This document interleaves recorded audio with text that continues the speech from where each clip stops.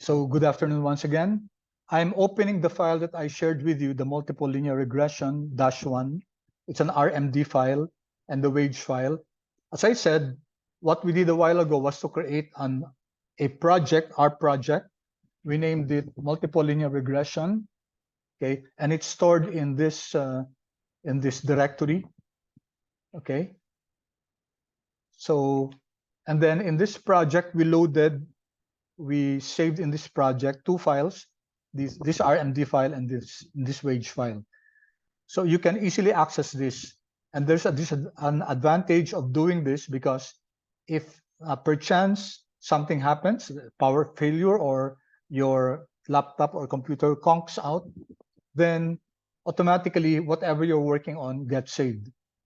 Now, incidentally, we said last time that this is an RMD file, so any code chunk that you're going to write should be written, any code should be written in the code chunk.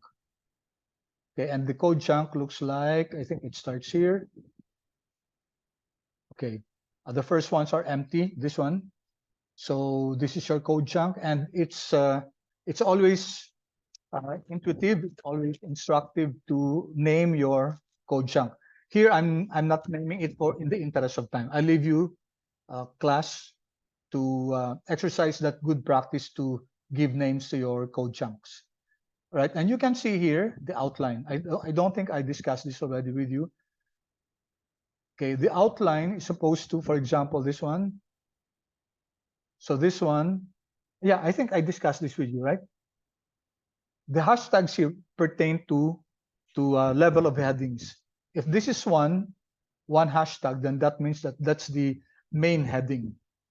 Any heading under it, for example, you have a number 2, will fall under that main heading. You can, of course, have many headings. Just like in your paper, you should do several main headings.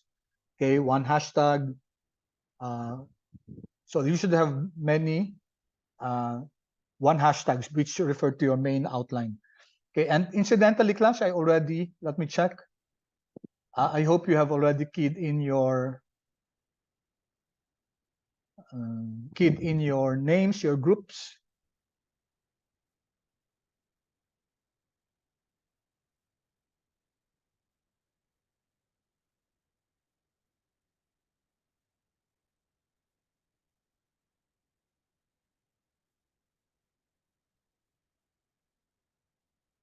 FINTSAR, this one.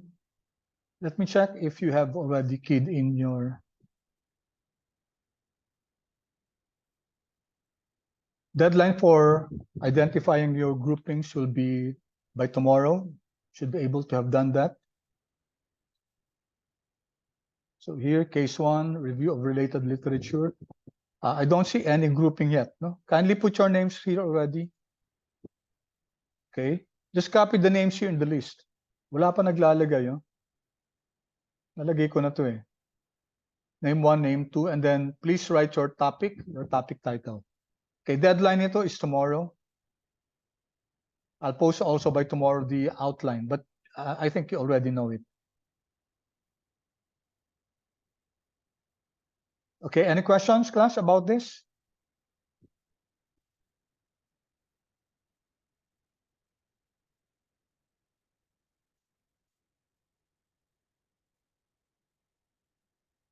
Okay, so I leave that to you, class. Okay, so let's go back to our R file. So let me just minimize the outline. Okay, so last Tuesday, we began discussing and introducing formally the process of multiple linear regression.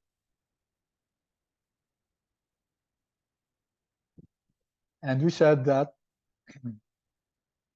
okay, I'm recording, right? Okay. In multiple linear regression, we seek to establish the relationship or association between your variable of interest, your dependent variable, your response variable, with several, or if it's only one, you have simple linear regression. If there are many, more than one, then you have multiple linear regression. You'd like to establish the relationship between your dependent variable and your independent variable. In this subject, we'll be focusing on multiple linear regression, but as a start, we'll have an example of simple linear regression. Okay, the goal of multiple linear regression is to establish a linear relationship. It's to establish an equation where we are able to mathematically define the association or relationship between your dependent variable, your variable of interest, and your predictors. The method used in multiple linear regression, as we said last time, is least squares, ordinary least squares. Okay, and it seeks to minimize.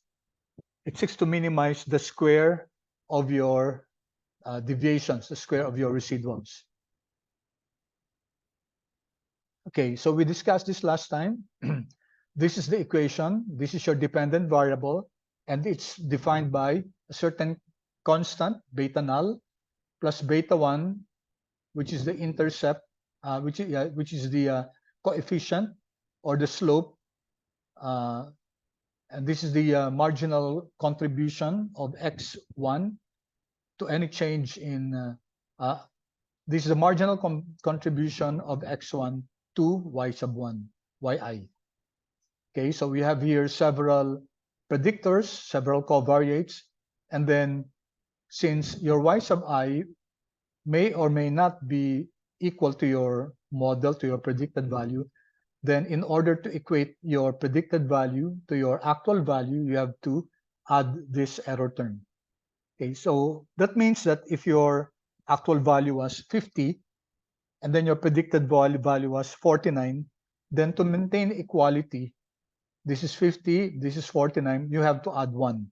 That difference, okay, that will compensate for the difference between your actual value and your predicted value is called your residual. Okay, so here we define what your y sub I is, what your beta null is, what your x sub I is. Okay. So last time we said that there are several assumptions as regards regression, multiple regression. First, you have linearity of the data.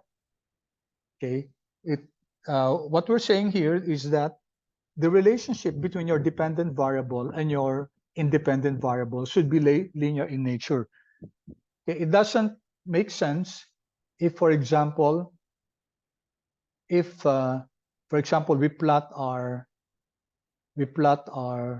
so if this is your x and this is your y, this is your dependent variable, this is your independent variable, and if the plot looks like this,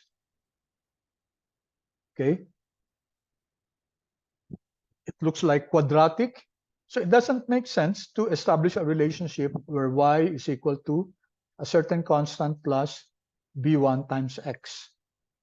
Okay, it doesn't make sense because this is a linear association, right? It's a linear association when in fact your data is sort of a bit quadratic.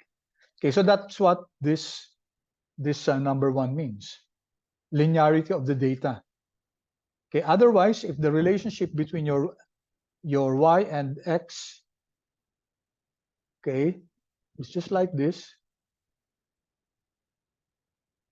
okay, then there may be strong reason to model your y based on x linearly. Okay, so that's what we mean here by linearity of the data. The first assumption of multiple regression is that the relationship between your IVs and your DV can be characterized by a straight line. Now notice we're not looking at the relationship between your IV versus your IV. Okay, we're looking at the relationship between your IV and your DV. We would want the independent variable and the dependent variable to be linearly associated, strongly correlated. However, as regards the relationship of IV and another IV, as much as possible, class, and we'll discuss this later on, or maybe in the next session, we don't want this to be highly correlated, this one. If your IV1 and your IV2 are so much so that if you plot them, they behave like this. Suppose we plot sorry for the line. This is your x1, this is your x2, IB1, IB2. And the relationship between them is like this, almost perfect. Okay, now why would we not want the independent variables, your x's, to be highly correlated with the other independent variable?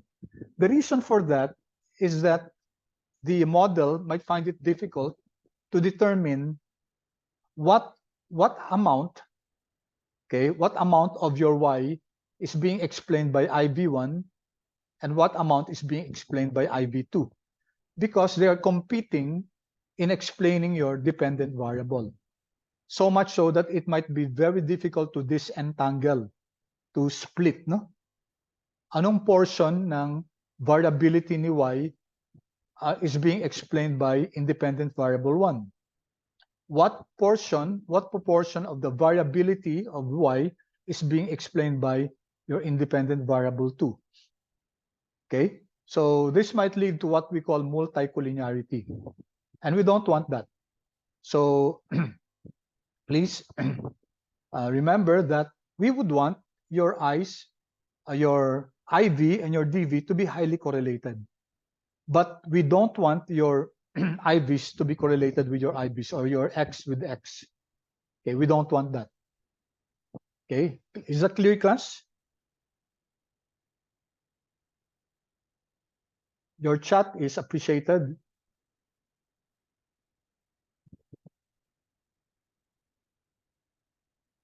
Okay, thank you. About the others? Okay, good.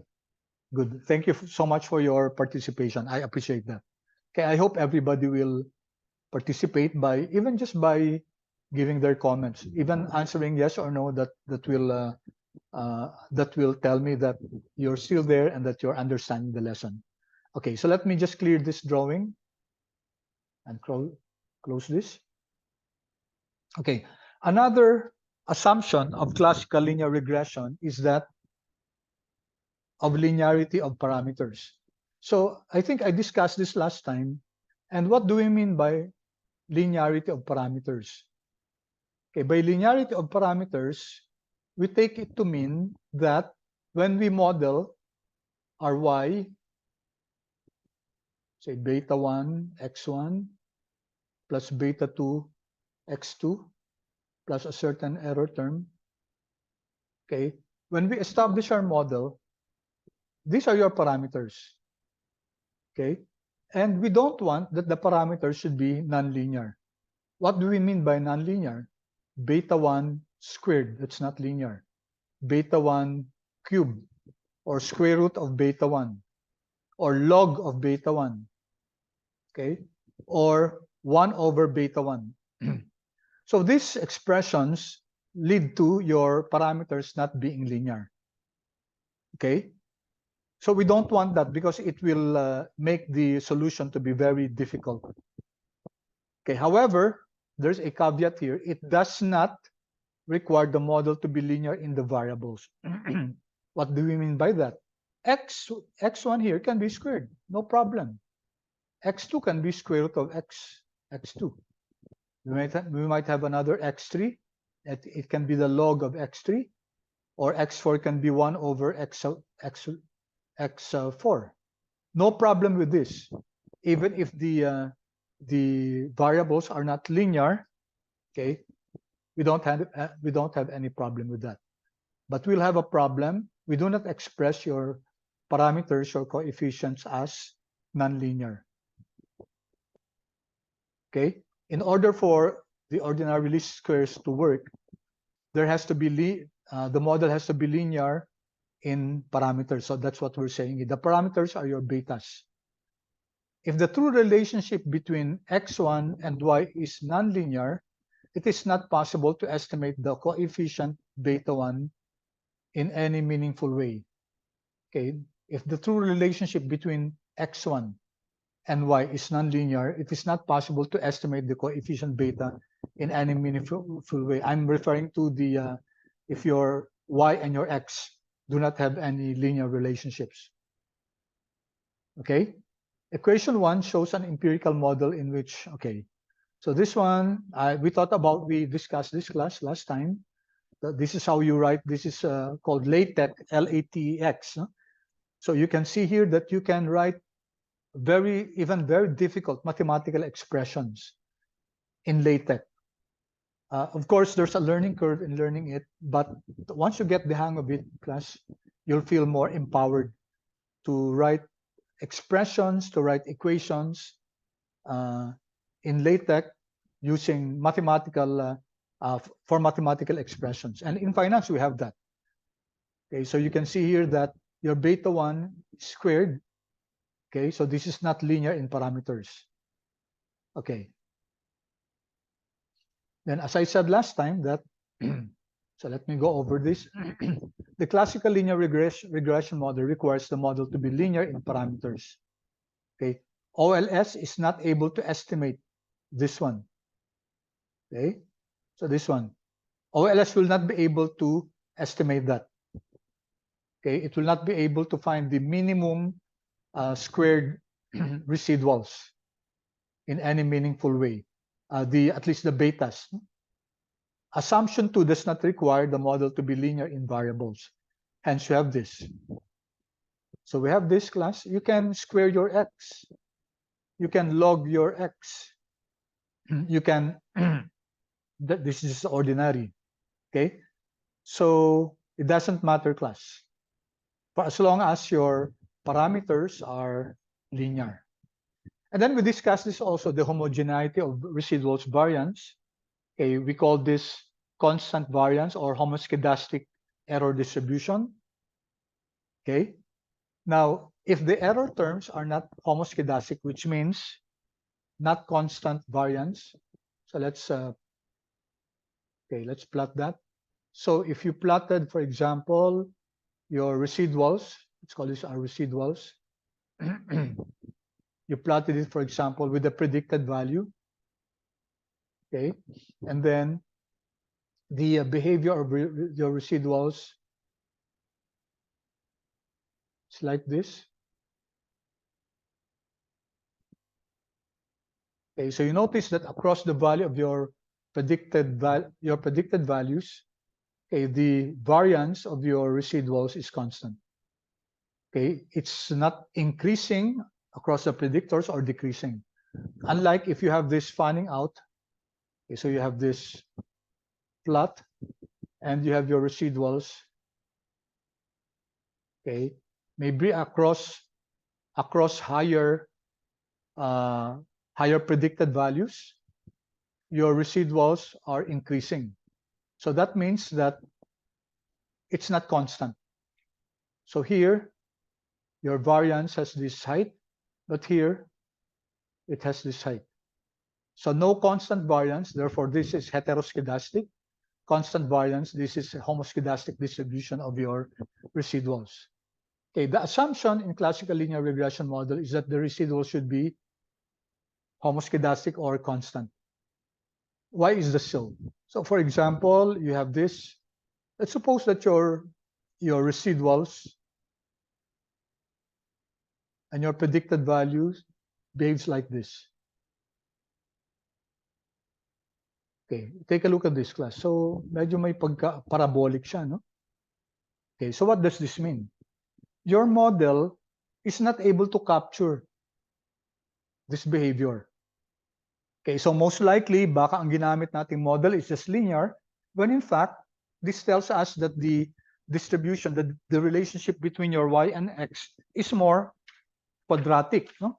Or is more polynomial in nature. So it means that the model that we used to describe y using x is wrong. Mali siya, no? Kasi siguro nga ang relationship nila is more quadratic or polynomial, and then you're using a linear regression. That's why the first assumption is very important. Linearity among the relationship between x and y. Okay, so that can be a concern because if you have a polynomial relationship or a quadratic relationship, then chances are when you use linear model and then when you get your residuals, it will show the residuals behaving in a certain pattern, which means that your model was not able to capture that behavior, that relationship. Okay, so that's what homogeneity of residuals mean. Okay, homoscedastic means constant variance. And this is the assumption that the variation in the residuals, okay, the amount of error in the model is similar to, okay, hindi ko makita to, each point across the model. In other words, the spread of the residual should be fairly constant. Okay, so ito constant, ano? Ito hindi. Fanning, there's a fanning out, it can be fanning in. Pwede yung pag ganun. Okay, or there can be may trend. Pag ganyan yung residuals natin, class, may trend na ganyan, ibig sabihin, yung trend component na to, hindi na capture ng model natin. Okay? All right. So let me clear this. All right. This one I explained a while ago. No? Yung explanatory variables are not collinear. This is what I was saying, that we don't want your IVs, or independent variables, to be highly correlated. They should not be collinear. Okay, this is the assumption that predictors are not too highly correlated with one another. Okay, when does multi-collinearity exist? When two or more of the explanatory variables are very highly correlated. Okay, so ano yung problem nito? Mahirapan tayong ma-disentangle, no? Okay? Kasi, di ba, we're looking at the model where each of the variables will contribute to explaining the variability of your dependent variable. If two of your variables, x1 and x2, are very, very correlated, so much so that parang yung isa na rin, no? Okay? Yung isa, kunyari, yung isa, you have values, tapos minultiply mo lang yung the next variable x, minultiply mo lang dinoble mo lang yung x1. Okay, so you have a scenario where your x1 is a certain value and your x2 is just double, 2 times x1. Okay, so these are perfectly correlated. If you plot those two values, it will be a straight line. Okay, so you're actually trying to model a regression model using the same variables pa rin. Actually, pareho lang sila. Okay, so magkakaroon tayo ng multi-collinearity issue dyan. If two variables are perfectly correlated, just like the one I mentioned a while ago, okay, so so you have your x1. X1 is, let's say, 1, 3, 2, 4, 5, 2, 3, etc.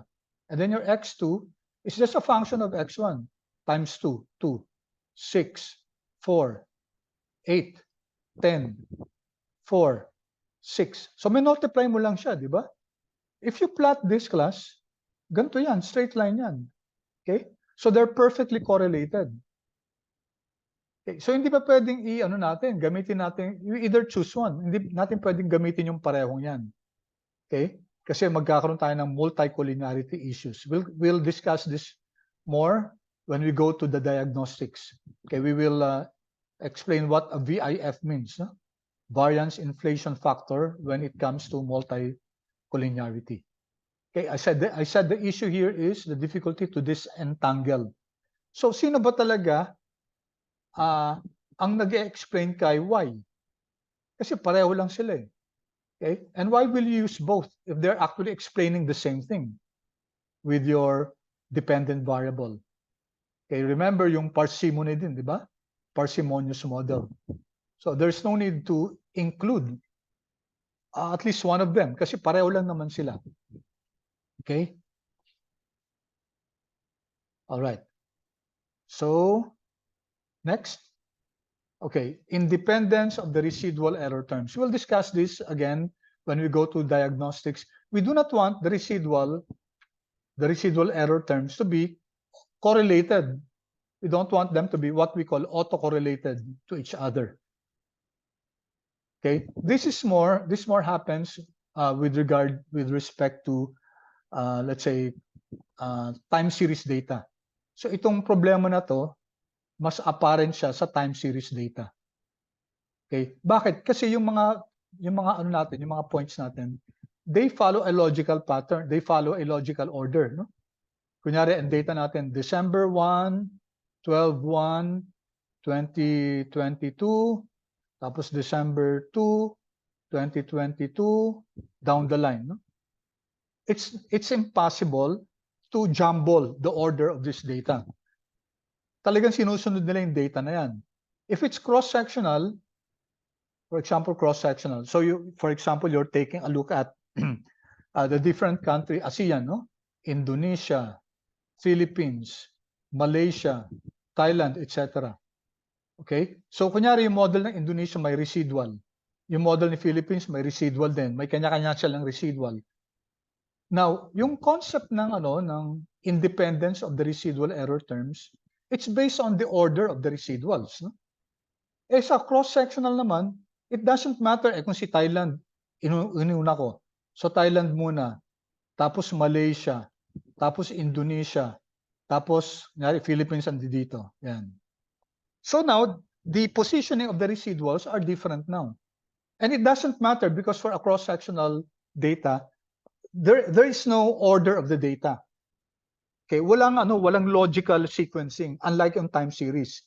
Sa time series hindi natin pwede unahin yung nasa gitna tapos i-jumble lang natin randomized arrangement. That's not possible. So as regards number 5, the independence of residuals, which means that when we plot the residuals, they should not be autocorrelated. When you say autocorrelated, correlated with each other kasi auto, no? So hindi pa pwede yun. And as I said, itong phenomena na to, this is more relevant if you're dealing with time series data. Okay? But time series data, we're going to discuss this towards the end pa. No? So ngayon kasi cross-sectional lang tayo. No? All right, that's the fifth. And the sixth is your normality of the residuals. Okay? We will learn in this subject yung QQ plot. No? We will discuss what the QQ plot is when we plot the residuals. Okay, then we can also test statistically if your residuals are normally distributed. Of all the assumptions, ito yung pinakasabi natin hindi siya masyadong critical. All the others are critical, but number 6 is not that critical. Okay, kasi may mga provisions din na if you have huge data, okay, that will compensate even if the residuals are not normally distributed. Okay, but we'll discuss that in greater detail as we go along. Okay, so far ba class clear yung assumptions natin, assumptions ng classical linear regression model? Okay, let's see this class. Ano ba yung binigay ko sa inyong reference? Kay Albert, let me see this.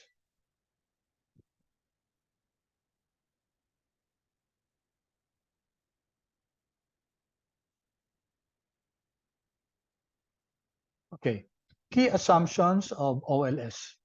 Okay, so of course there are several references, and don't just be satisfied, class, with what I shared with you. It will be good to also look at the other references, and there are many other references. So here, may ibang mga nakasali dito na hindi ko na mention. Okay, this is what we were talking about, class, yung residuals natin, no? Heteroskedastic to, heteroskedastic din to, ito, homoskedastic. Okay, we will discuss later on if your residuals are heteroskedastic, what will be the remedy for that? What do we do if this is the case? Okay, so there are many things here that you can read on. Okay, so sa first exam yung class, kasi it will be individual and it will be face-to-face. Of course, whatever I share with you as a possible reference, it's also possible that I'll be asking questions from that. No? Okay. Asan na yung ano ko?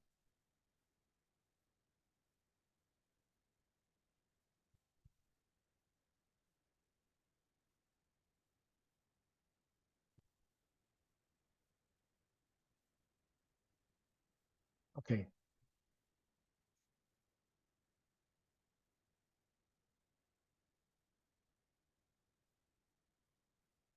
Okay. Okay.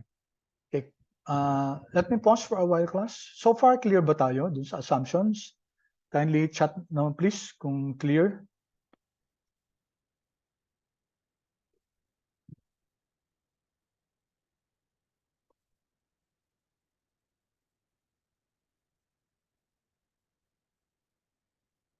Okay. So sana maka at least 70% tayo ng comment, no? 50% pa lang. About the others, class?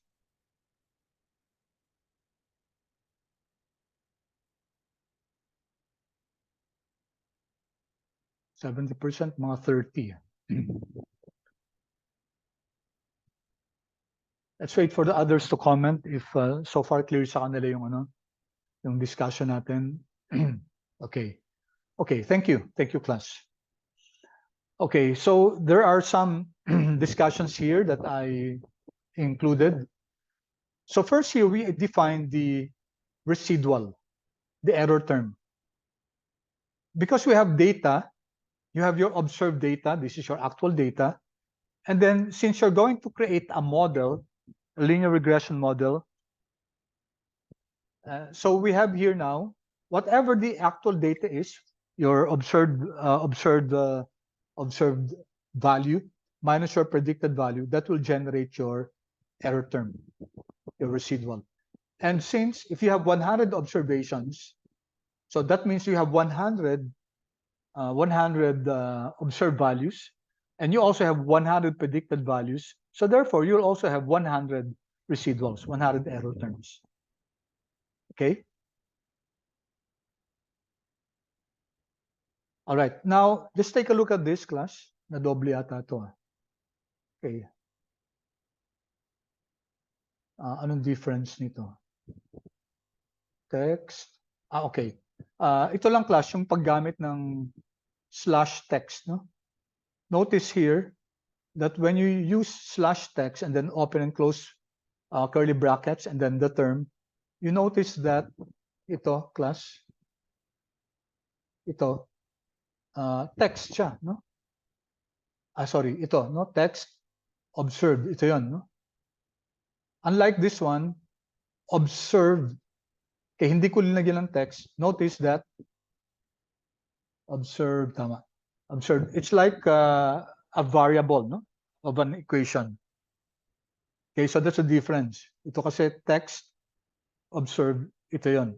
Ito naman, observed underscore I, so you have here the underscore. And the way this is printed will be just like an itals, just like a variable. Okay. All right, so I just wanted to point out that distinction. And then take a look at this, class. Ano ibig sabihin ng y hat? This, you might be meeting this for the first time, and this is written as, ito siya, no? Slash hat, okay? And then of the parentheses. So hat stands for, yes, thank you, Edward. It's your estimated value or your predicted value. So your actual value, your observed value minus your predicted value, it's equal to y sub I minus y hat sub I. Okay. All right. Okay, by the way, I think I asked you before, what's the sum of your residuals, class? Do you recall? If you sum up all the residuals, all the error terms, what do you get? Okay, thank you, Neos. Let's go up, sorry.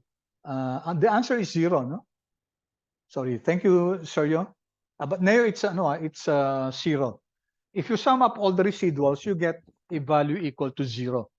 So we don't use that to determine our model, to find out what our model is. Kasi wala tayong makukuha pag 0, di ba? So how do you determine the model, the values of your parameters? You use what we call what you sum up is the squared residuals. Okay, and we said that what we do there is to minimize. No, we would like a model where the sum of the squared residuals. So we add up we squared the residuals, and then we add everything. And the model, the OLS model, is the one that minimizes that sum of the squared residuals. So that's what's happening in OLS. Okay, so the least squares line is the one that minimizes the sum of the squared residuals. Okay, so here are some properties of your least squares regression. Okay, number one, okay, the regression line, the line of best fit, will always go to the mass point, the center. The center is the y average and the x average. Okay, so you have your y, you can get the average of y, and then you have your x, your independent variable. You get the average of x. Always, the regression line will pass through that point, the point of x bar, y bar. Okay, so I hope that's clear, class. Let me just illustrate that. Oh, sorry. So if, for example, you have this is your y, this is your x, and you do a scatter plot. Okay, let's suppose that this is the average of y. This is y bar, and this is the average of x, x bar. Okay, this one, this point is x bar, y bar. Always, the regression line will always pass through this. Okay. In no instance will the line of best fit not pass through the center of mass point, which is the point x bar, y bar. Okay, lagi yun, class, no? Lagi yun. Okay, so in fact, because of that, you have this equation. Your beta hat sub 0 is equal to y sub I, and then beta 1 times x. Okay, if I hope you recognize that kasi that's the properties of a line, di ba? Okay, anyway, sige, i-ano ko lang. I-clear ko lang to, and then I'll elaborate further. Okay, so in computing for the slope, we're talking about first simple linear regression. No? In computing for the slope, okay, the slope is can be computed by your beta 1 is equal to r. What's this? This is the correlation between your y and x. All of this, class, are simple linear regression. No? Isa lang yung ano natin. Isa lang yung independent variable natin. So this is the standard deviation of y divided by the standard deviation of x. Okay, so this is the slope. The slope should have the same sign as the correlation coefficient. If you get the correlation of your x and y, so remember, class, this is just basic statistics. You have your y, you have your x. You can get the correlation of x and y. And if your data behaves this way, so that means their correlation is positive. No? R is positive. On the other hand, if your data is like this, behaves this way, so that's the correlation is negative. Okay, whatever the sign of the correlation is, that should also be the sign of the slope. Of course, that's a very practical inference. No? The slope, okay, that describes the effect on y for every unit change in x will have the same sign as the correlation. So if the correlation is negative, it means that the scatter plot behaves this way, then the slope will definitely be negative. Okay, so that this is what this means. The slope has the same sign as the correlation coefficient, and it's defined as by beta 1, this is the slope, is equal to standard deviation of y divided by the standard deviation of x. Okay, and since the standard deviation of y will always be positive, di ba? Kasi square root yan, di ba? Itong standard deviation, if you recall, di ba, ang standard deviation ni y will be y minus y bar average squared over n minus 1, assuming this is a sample. So the square root of that, since this is squared, this is y minus y bar squared. Oh, sorry, this is the sum. Sorry, nakalimutan ko yung sum. So this is a formula for standard deviation. Okay, and then we standardize it by dividing it by n minus 1, and then get the square root. Sy will always be positive. Sx will always be positive also. So that leaves us with r. Okay, so if r is negative, then automatically your b1 should be negative, because sy and sx will always be positive. If r is positive, then b1 will, of course, be always will also be positive. So these are some basic rules, class. They're not really. I'm sure you have met this in the past. No? All right, this is what I was saying a while ago, that the sum of the residuals is equal to 0. Okay, please take note of how this is written. Okay, slash sum underscore. Okay, first you have curly brackets, I is equal to 1. So that goes here under the Riemann sum. And then raised to the n, it goes here up. And then slash epsilon, remember this? Slash and then the Greek word epsilon. It will give us the Greek letter underscore I. Okay, so this is quite a very nice way to write a mathematical expression, and then it's equal to 0. So you put it between $2 signs so that it will be printed also in your R markdown.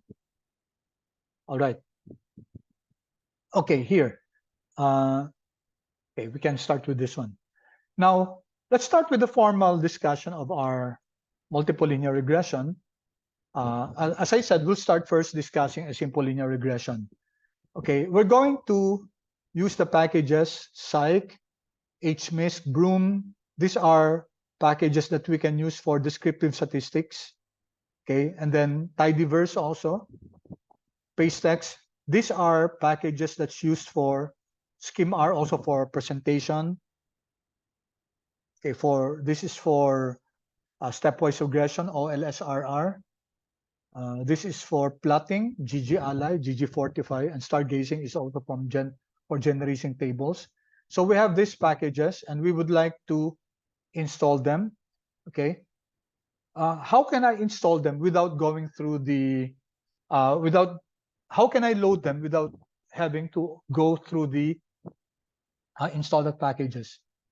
Can you please see first? Let me see. Ano kaya? Stargazer, please. Tingnan nyo nga, class. For those of you who were not my students, most probably, if you go here to the packages window, pakitype nyo nga, class, Stargazer sa packages. And please chat if you have it or not.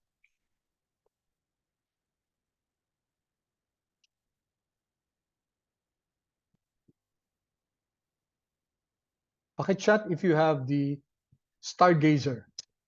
Okay, good, good. Okay, those of you who were my students before, most probably you have it, no?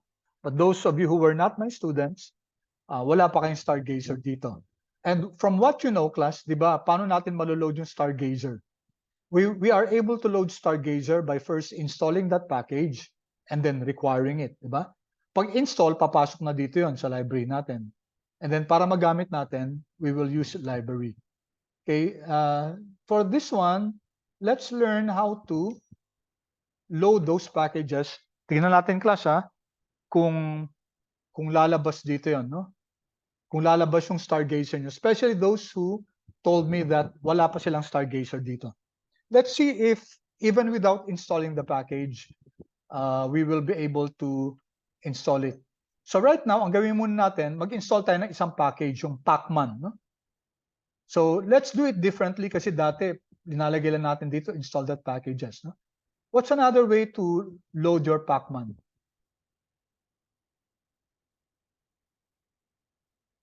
Okay. Ito, no? Sa tools, may install packages tayo dito. Okay. All right, then type here, Pacman, P-A-C-M-A-N. I will not write it anymore kasi small small p, pacman. Okay, take note, those of you who are doing this for the first time, please follow along. And then, I hope you haven't done it, no? Tingnan nyo muna, class, kung may pacman dito. Nakalimutan kong sabihin. Check muna, please, if you have pacman already. And please, paki-chat, yes or no, class. Sorry, I failed that instruction.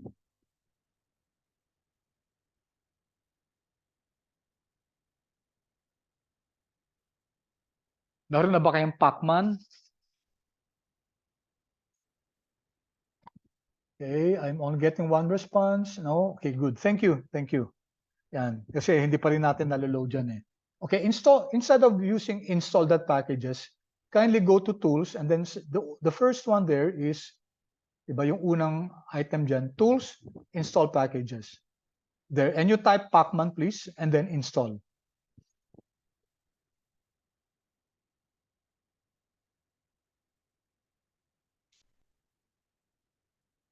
All right. And then once you do that, class, okay, have you done it? Okay. Pakitingin nga dito sa console, class. Naglagay ba ng ano ng function? Naglagay ba ng code when you did it via tools? Ano lumabas, class? Dito sa console nyo. Did it reflect install.packages?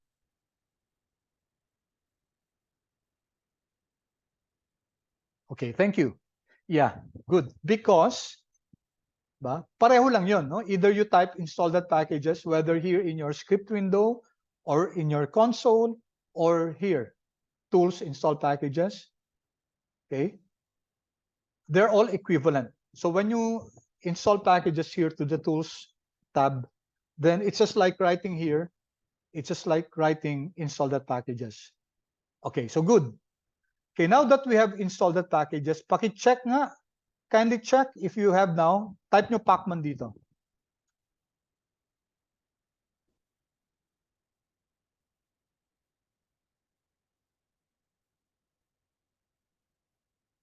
Okay, do you now find it, class? Okay, good. So those of you who don't have yet pacman, I hope now you can see that there's pacman there already. And then could you kindly click that pacman? No? Click nyo nga, class. Click nyo. If you click it, what happened, class? What happened to your console? May code ba na lumabas?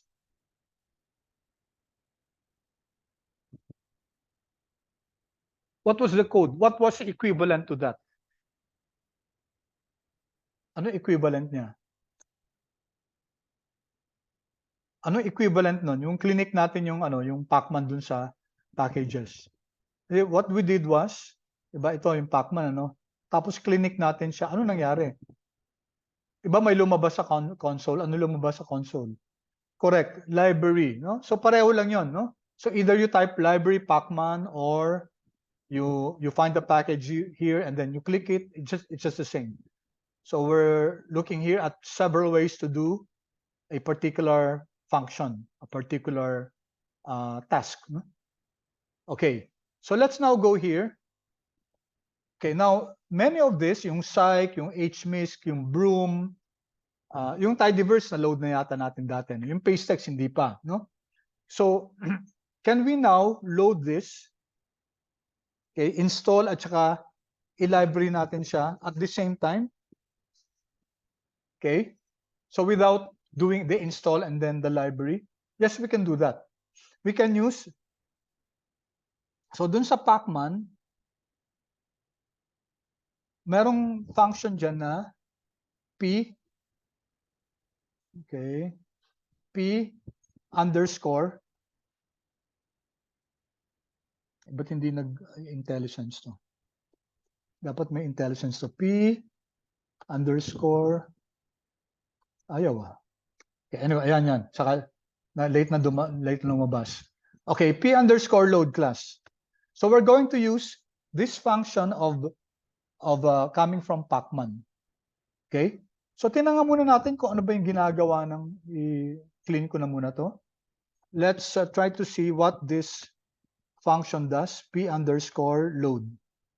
Yan. Nag-error ako Okay. p_load question mark, no? Andali, may question yata dito. Is there a question here? May nag-chat. Okay. I'm using p_load na para ma-load na ng diretso, no? Okay, so if I get the view here, oops, ayaw. Okay, internal server error, nagkaka-problem ako. I'll just go here to packages, and then if I click pacman, all right, so yung pacman na yan, andito yung mga ano niya, yung mga functions niya, yan, no? Okay, and one of them is p_load here. And take note here, click ko siya. Okay, I'm having problem with my R now. Sana hindi kayo, no? Nagkaka-internal server error ako, ayaw lumabas yung ano, yung help function.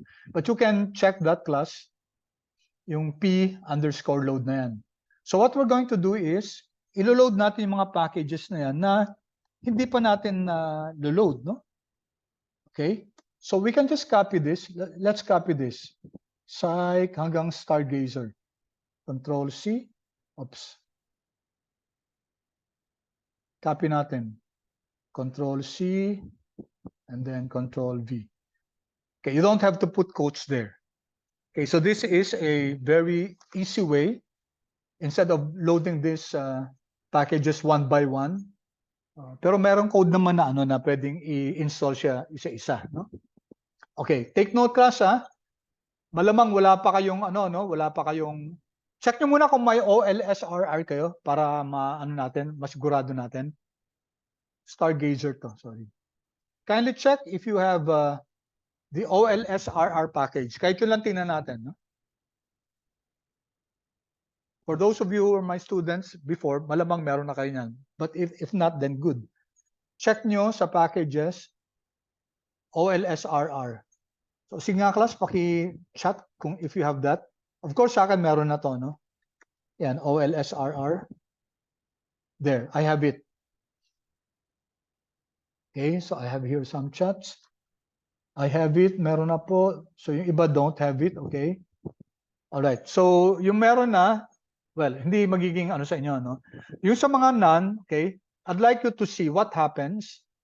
Okay, so let's run this, yung pacman, the pacman package. From there, we use the p_load function, and then we load these packages. So, yung OLS, for some of you, don't have that. What will happen if I load this?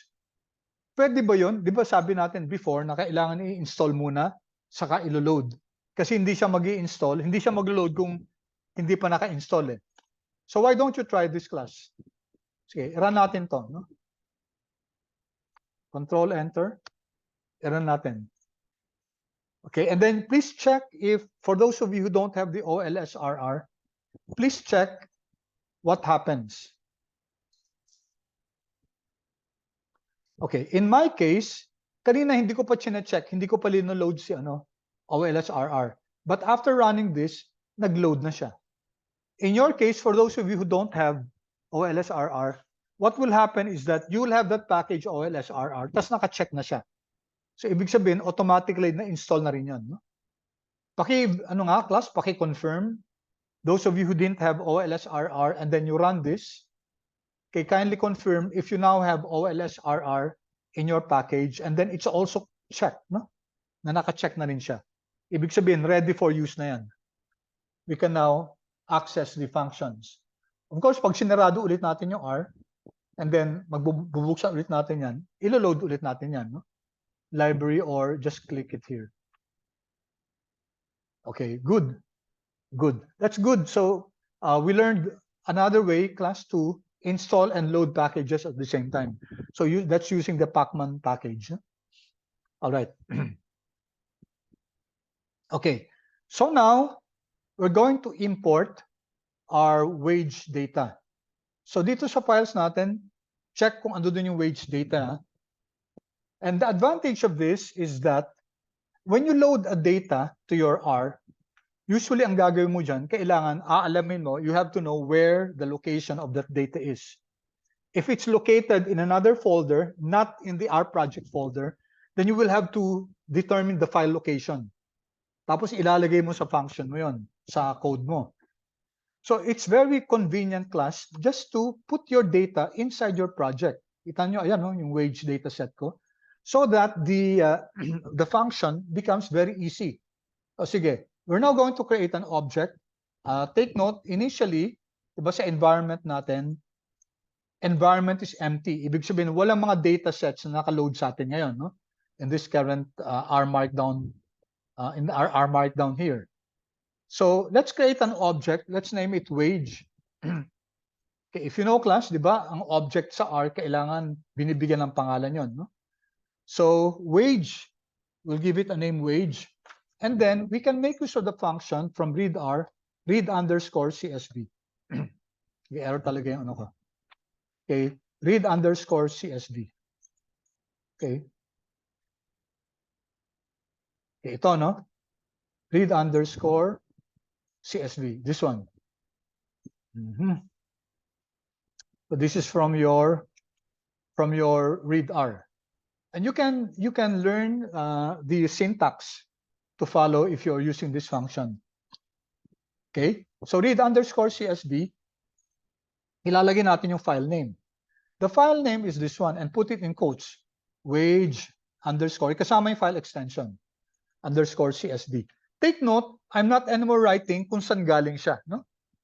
If this was saved in another folder, not inside your R project, then you would have to get the file location. Kunyari, nasa C ba siya, anong folder, kailangan kompleto yun, kukunin natin. Okay, so the advantage of putting your data set inside your project is that, ito, yan mismo, no? Okay, so very easy. And then, comma, and then we have to define column names. That means column names. Okay, yung data natin may mga column names. So, hindi natin tinin kanina, but we have to define if it has column names. All right, you can type TRUE, true, or just T. If you watch the video on yung basic R, okay, you can use just the capital T, or you can spell out TRUE, all caps, hindi pa pwedeng may small letter. All right, so what do we do now? We are creating this object. Okay, the name of the object is wage, and when we run this, I expect it to appear here. All right, so let's create the wage object. I go here and then Control Enter. Okay, and then what do we find here? Andito, class, no? Yung wage data set natin, and automatically CR nagbigay siya ng description. There are 526 rows. There are 8 columns. And then, okay, ang sinasabi niya, CSV file to, ang delimiter niya, comma. Ibig sabihin, the data is arranged by having commas as a separator. And then you have 3 character variables, race, gender, civil status. And then 5 double. Remember yung double, quantitative yan, no? Numerical data yan. Ibig sabihin ng double, it can take on decimal places. You have education, experience, tenure, number of dependents, and hourly wage. Okay, so this is what R tells us. All right. Now, if we want to view the object in a tab here, we can use the view function. Okay, view, and then wage. There. So that's the function to generate a tab for your object for easy inspection, easy evaluation. Let's run this, Control Enter. You can now see here wage, no? Tapos ito yung wage. You can see here some information about wage. It first shows us the first 25 observations of 526. 8 columns. You have education, experience, tenure, race, gender, civil status, number of dependents, and hourly wage. Okay, let me pause for a while and request your chat if you're okay so far. Are you able to follow?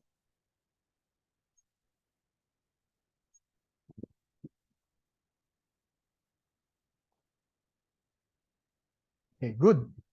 Good. Thank you so much for your feedback. Okay, let's go back to our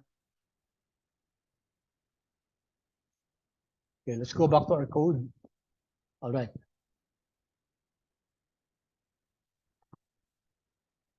Now, take a look at as an exercise, di ba, ito yung wage natin, di ba? So, meron tayo ditong mga, okay, let's get the, yun natin, sama na natin dito yung structure ng wage data set natin. Lagyan ko na lang ano to ng get the structure. Okay. What will the structure give us? Control Enter. It will give us the type of data that we have here. So this is take note, data frame to, no? Data frame. Okay, if you view if you watched what I told you to watch, okay, yung data frame is a very important object in R kasi yung data frame, it's you have may characteristic siya, no, di ba?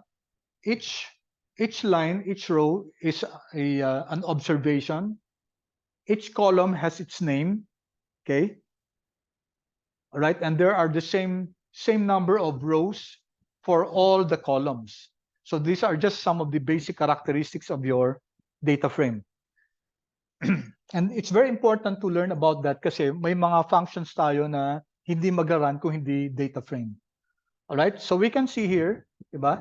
Yung wage data natin, nakalagay dito $education.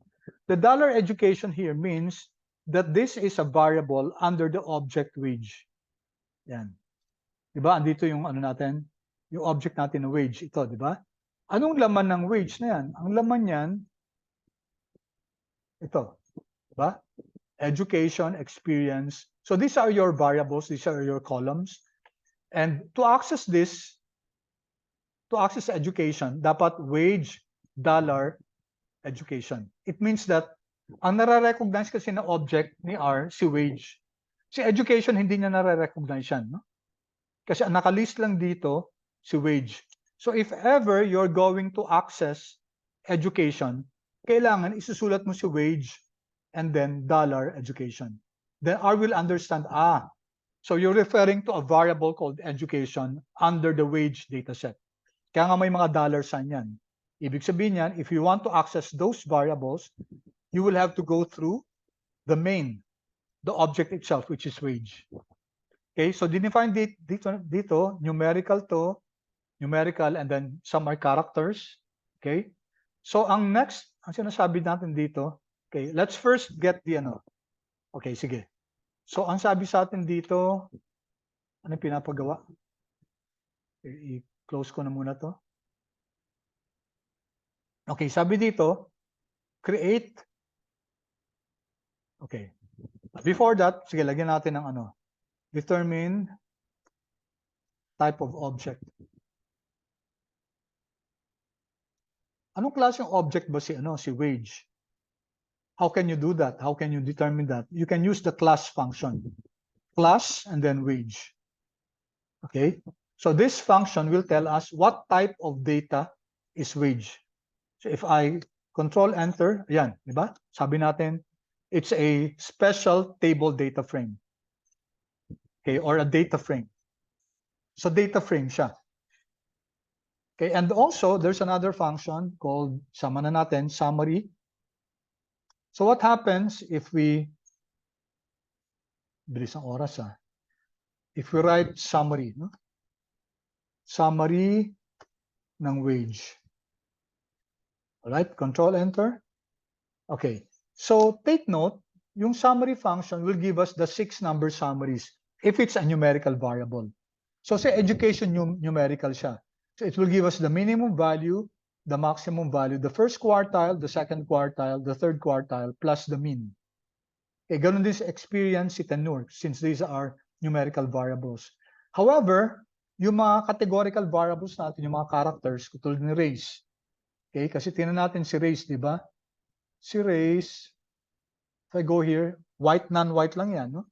So hindi naman natin pwede i-compute yung mean, median yan. Okay, hindi natin pwede i-compute yung minimum value, maximum value. So ang ginagawa niyan, count lang.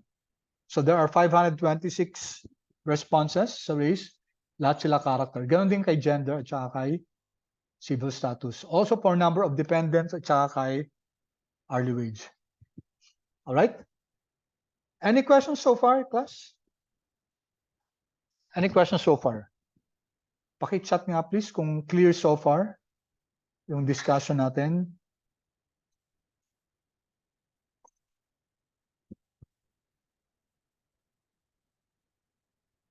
Okay. All right. So, it's almost time. Sayang, gusto ko sanang abutin to pero medyo mahaba-haba itong explanation na to and it's practically time already. All right. So, next meeting, if possible, class, magdala kayo ng computer, tapos dalhin nyo yung file na to where we will continue our discussion on this. No? Dalhin nyo yung file nyo, class. Dalhin nyo to kasi sasagutan natin to. Okay? We have so many things to discuss for next meeting. Okay, so far, especially for those who are new to R, yung room class, i-check ko pa by Monday and then magpo-post ako stop recording ko na muna.